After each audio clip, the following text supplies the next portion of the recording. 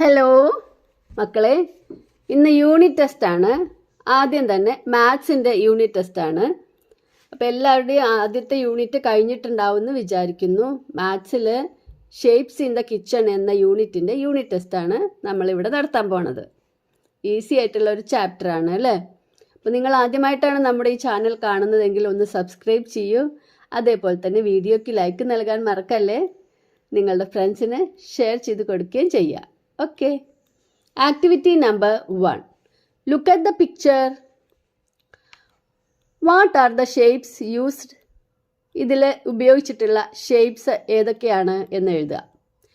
Second question, write the number of each shapes. ഓരോ ഷേപ്സും എത്ര എണ്ണം ഉണ്ട് എന്ന് എഴുതുക. Number 3, draw another picture. ഈ ഷേപ്സ് ഉപയോഗിച്ച് വേറൊരു പിക്ചർ വരയ്ക്കാം. ഈസി അല്ലേ? Okay. Activity 2, complete the patterns.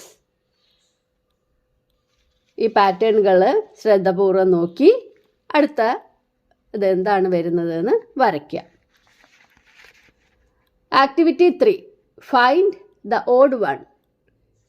ഇവിടെ 4 രൂപങ്ങൾ, 4 ഷേപ്സ് തന്നിട്ടുണ്ട്. ഇതിൽ ഒന്ന് വേറിട്ട് നിൽക്കുന്നതാണ്. അത് ഏതാണെന്ന് നമ്മൾ വരയ്ക്കുക. ഓക്കെ, ഇത്രയേ ഉള്ളൂ. ഇന്നത്തെ ഈ ഷേപ്സിൻ്റെ യൂണിറ്റിൽ നിങ്ങൾക്ക് ഷേപ്സ് മാത്രമേ പഠിക്കാനുള്ളൂ. ഈസി ആയിട്ടുള്ളതാണ്. ഓക്കെ, എല്ലാവരും നേരെ ചെയ്യുക. Okay, thank you.